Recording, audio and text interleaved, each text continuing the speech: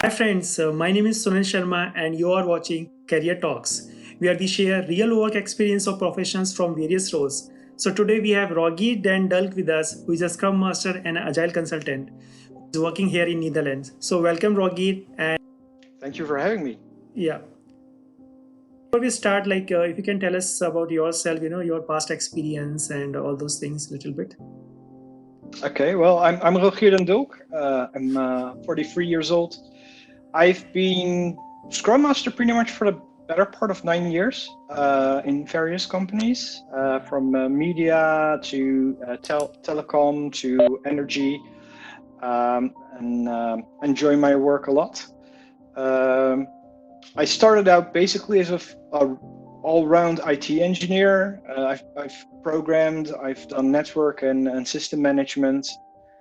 From that point on, I moved into projects because at the time I was having a lot of problems with projects, and I figured if I feel that I can do better, I should do better. So I decided I wanted to become a project manager, and part of that I liked. I liked solving problems. I liked making cool stuff for our customers. But there were some things that felt really off to me. It's like being responsible for work of others, constantly being the go-to guy for anything that goes wrong. Um, I felt a little bit of a disconnect there. And then I came in contact with Scrum, and I got the opportunity to become a Scrum Master. And there I found a role that suited me much better, where I could still do the things I liked, but the responsibility was at the people that could actually influence, like quality and whatnot, with the developers, clear product vision and developments and whatnot with the product owner. And that's what I've been doing for 9 years with a lot of enjoyment. Thanks for that, Rogi. And as you mentioned, and I often ask this question to other fellow Scrum Masters as well, so if you can tell us this, how if someone has to come into this role, so how this transition will happen, so someone, let's say, playing a role of a developer or a tester or a project manager, as you have currently pointed out, right? So if someone has to Mm-hmm. this role, so how this transition will happen, if you can share something, was it a smooth transition, or if you have to do some kind of trainings or something like that. So what is your take on that? Well, I started out with a boot camp because I was pretty much accustomed to being a project manager. And the first team I did, I had a boot camp organized by a company that had specialized in that kind of stuff. It was 2-day training in which we all got to understand our parts. So part of a Scrum Master, part of the development team, part of the product owner. And that was my introduction. Aside from that, they also helped us get into a flying start as a team. And they spent a lot of time on team building. So that was my first experience. And shortly after that, I decided to do my certification, become a Scrum Master.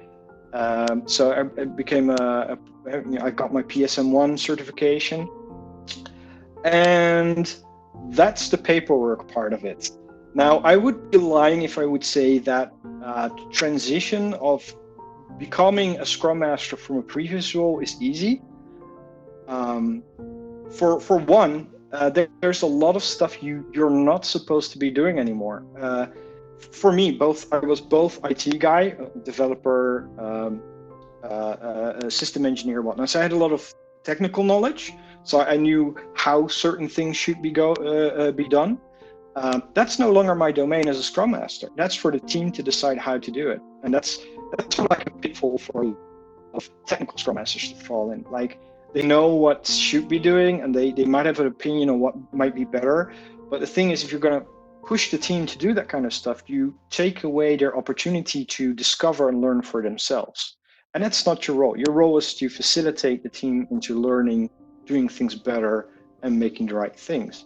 And the other part is, especially project managers are more process and result focused. So they want their projects to succeed, they want the team to succeed, so they can, on the other hand, start pushing for certain results, right? They can try to chase teams down for results and whatnot. And that's actually another part of the behaviorism that you see with a lot of starting Scrum Masters that used to be more in the project lead role or project manager role, that they should be unlearning, especially the command and control streak. You need to unlearn that. I love the way that, I forgot who said it, but there's like, I used to be a command and control freak, and I am in rehabilitation. So you need to unlearn that, basically. Okay, thanks for that, Ragir. Yeah. So I mean, still like a lot of people, thought like, this Scrum Master is not a full-time job.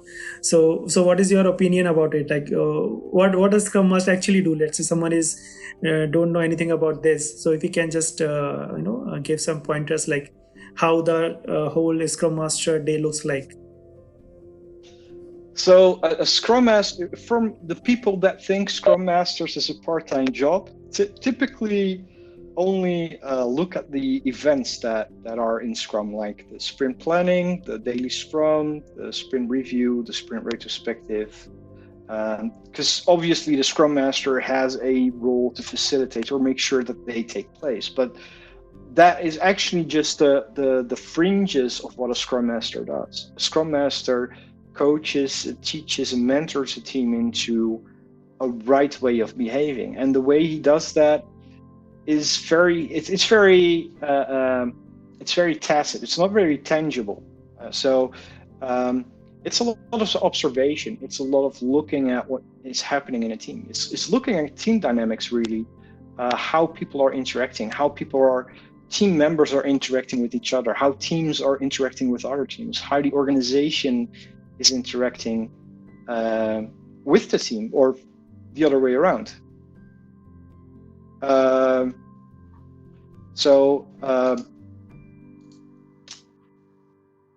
Sorry, I had some weird audio on my side. Apparently, I had something turned on still. No, it's gone. So basically, it's looking at it's sharing that with the team and discussing with the team. Okay, I see this happening. Is this what we want? Is this the desired behavior that we want? Is this the right process that we want? It's also observing the working process. So looking how work flows through the team, making that visible, and then having a discussion with the team. Is this the right way to do things? Is this most effective? Where can we improve? What kind of problems are we facing, and how can we solve these problems? So on a day-to-day job, what does a Scrum Master do? He observes a lot. He has a lot of discussions with team members, with people from the organization, trying to align things between teams sometimes, try to solve certain problems that the teams are facing that are preventing them from creating value, from performing their jobs properly.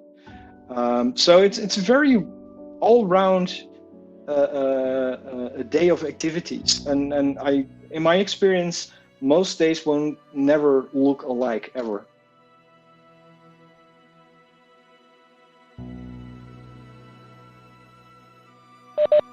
Okay, thanks for that, Raghi. So yeah, I think it's a great explanation for someone who is telling like Scrum Master is not a full-time job. So yeah. So yeah, sorry. Yes, I would like to add, because if you could do like Scrum Master, there's one downside, and I didn't go into that, right? What's the downside of being part-time Scrum Master? The downside is that once you're doing a Scrum Master, you're a Scrum Master for a team, and you also are a developer for the team. It's hard to sort of switch hats. Yeah, distinguish. Yeah, so for one, you need to sort of keep the overview of what's going on in the team, and the other one, you're focused on your job. So I see a lot of testers become Scrum Masters because at the start of things, they don't have a lot to do, apparently.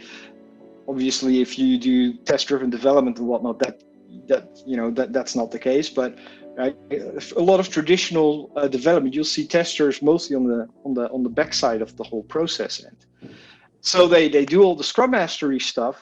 And then when it starts to crunch, like you really need to start delivering stuff, that's the moment where testers typically are very busy. So then they have to choose, Am I going to act as a Scrum Master to fix some stuff that I see going wrong? Or do I need to do my job as a tester? Because if I don't do that, right, I won't, the work doesn't get done. So that's part of the issue.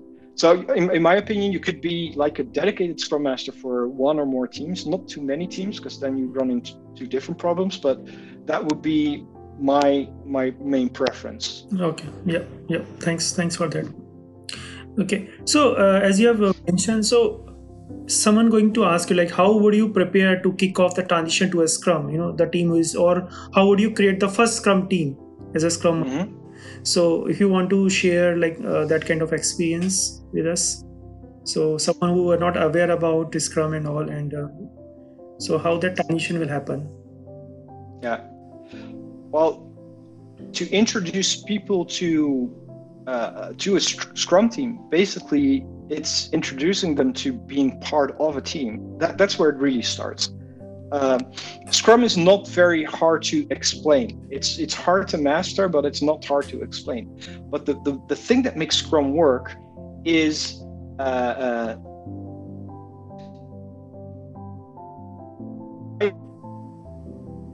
people know each other and to create a certain amount of trust between them so that they can start having open discussions about and maybe even conflict on ideas, right? Because in Scrum, we do Scrum because things are complex, not because they're simple. That means that there might be different ways to approaching it, and there might be disagreements on, right, how to approach it, which is fine as long as it's done respectfully. So these are all, talking about openness and respect, which are two of the Scrum values.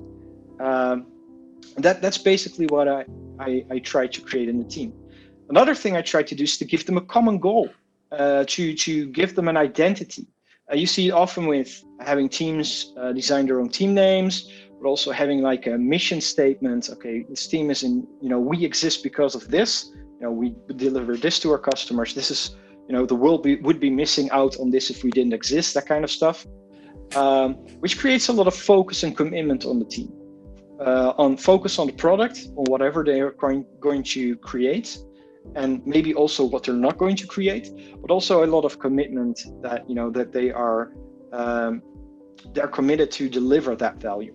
Yeah, cool. Okay, thanks for that. And what is your experience working with a distributed team? So what are the key challenges and how you tackle all those things? Like, so I'm sure you might have have done a lot of issues working with the distributed team.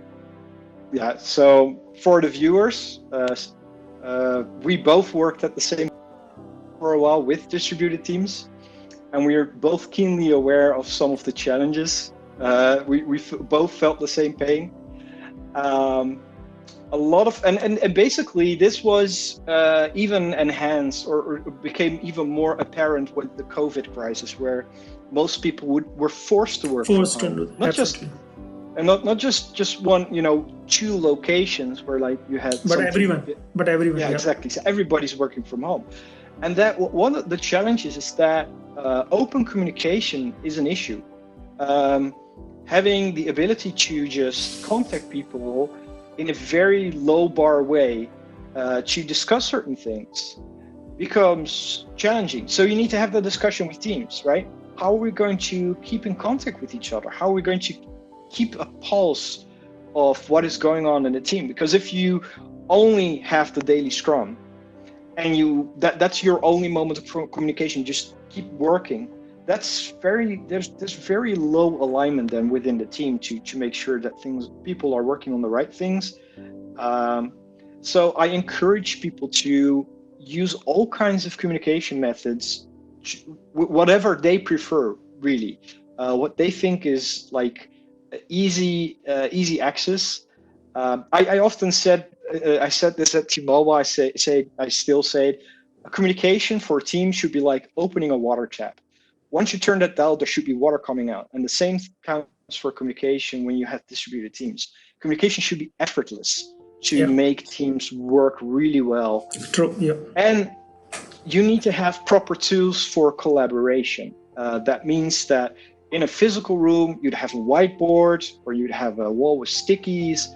That kind of stuff no longer applies because you are not physically in the same room, and pointing a camera at a wall doesn't work because it doesn't make it interactive. Luckily now, in this day and age, there are a lot of tools to our disposal.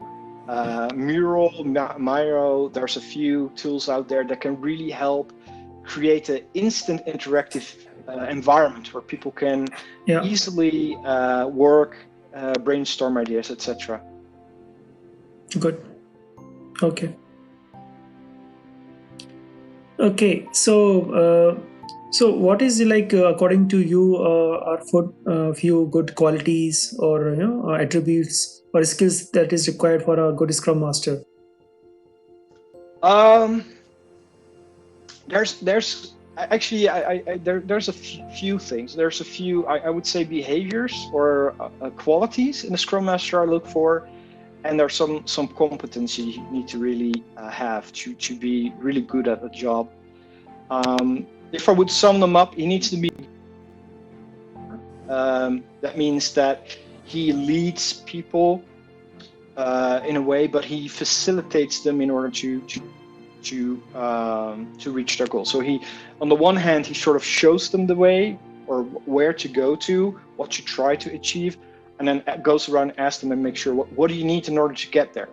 The other thing is that he needs to be people smart. He needs to really understand mannerisms, behaviors. He needs to be able to read a room, right? If there's conflict, if people are angry or upset, he should be sensitive to that. So he can have a discussion. He can observe it and sort of address these issues. Because in the end, working Agile is about people. It's not about processes, it's not about tools, it's about people working together to make beautiful things. He needs to be hungry. And with that, I mean, he needs to always be looking for the next step to make, the next improvement, the next evolution of the team. He needs to always be one step ahead of the team to help them, guide them towards their growth. Excuse me. And he needs to also be humble. And with that, I mean, he should not seek the limelight himself, but rather, put the team there. It's not about him. It's not about me as a Scrum Master.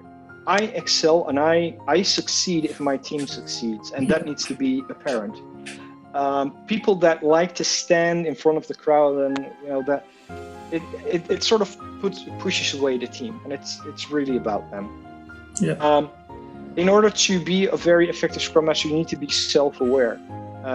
You need to be aware of your own little quirks. You're human, right? I'm human, you're human. We all have our faults, we all have our quirks. And to be aware of them means that you can avoid them or respond differently in certain situations so that you can be a more balanced, more stable base of strength and calm in the team, because they will be looking at you for answers and questions, and you need to be a pillar for them basically, in that sense. And you need to be patient, lastly, and this is a hard one because as a Scrum Master, you know what's possible, what a team could achieve, but it's for the team to discover how to achieve it. And that means that sometimes teams don't go as fast as you would like them to go, or you feel that things are moving slower than you want them to go. And not even just the team, right? The whole organization, because it's not just about the team, it's the whole organization. Stuff can move very slow sometimes, but you need to be patient because, they are not at a level, or, they need to get to that level of understanding of what it is to be Agile or to do Scrum themselves.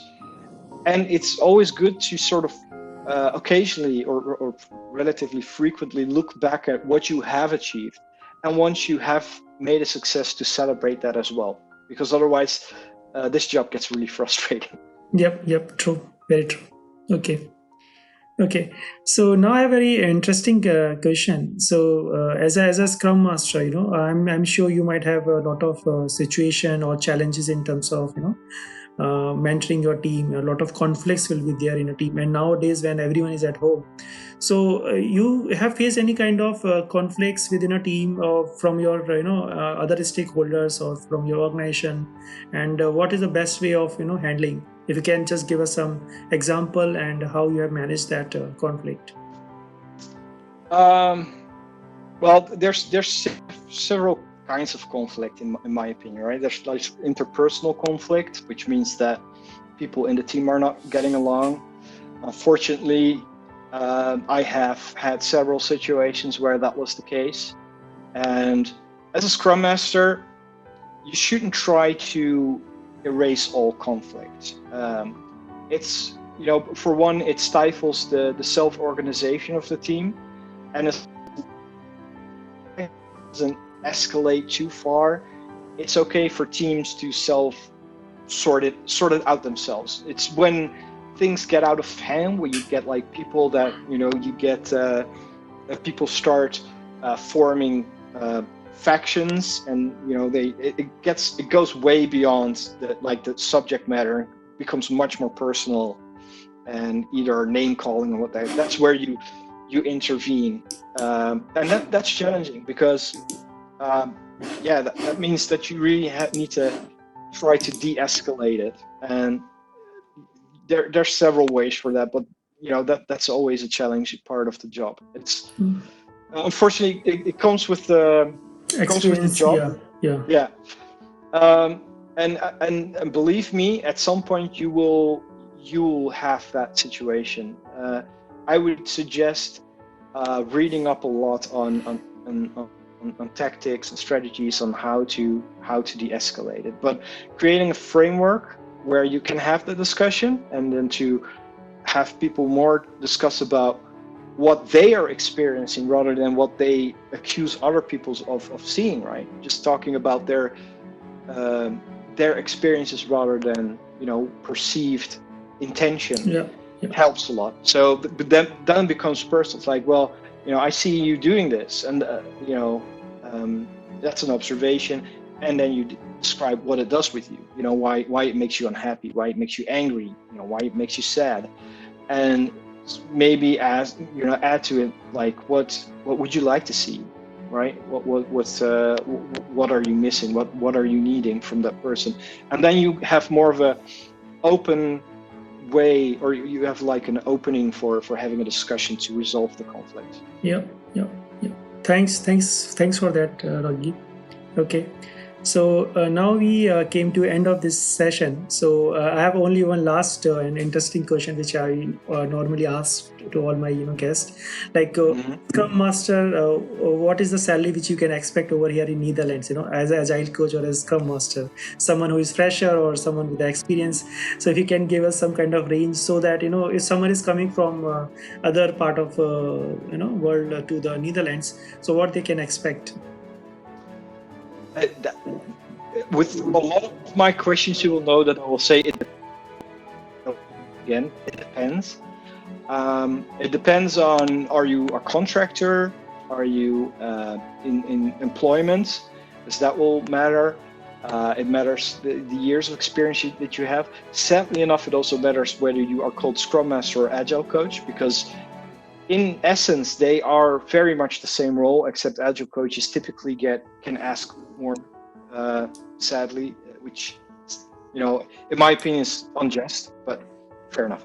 But you can, in either way, it's a demanding job, and that demanding job typically comes with a pretty decent salary, which I've seen as low as 3,500 to much higher than that.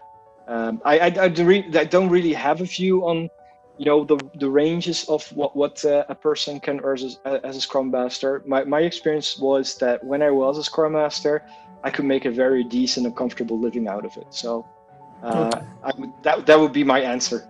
Okay, so you don't want to give any specific, but I would like to add to, yeah. so I would like to add to that. the real reward of being a Scrum Master is the job satisfaction that you Absolutely, get. yeah. It's about the fun which we have. yeah, so it's about making people grow, helping them enjoy their work a lot more because they're empowered, because they're self-organizing, because they feel purposeful in their work. And that's the real, and also making organizations successful. That's the real reward. I mean, you shouldn't be more, the payment is just to make sure that you don't have to worry about the bills. But the real reward in the work is the job satisfaction which you can get. Yeah. Yeah, exactly. Yeah. Okay. Thanks for that, Ragir. So I really enjoyed this conversation. I really love this conversation with you. So again, many thanks for your time, and I really wish to have again maybe on some other topic in future. So thanks again for your time, Ragir. Yeah, thanks for having me, and hope to talk to you again soon, man. Yep. All right. Yep.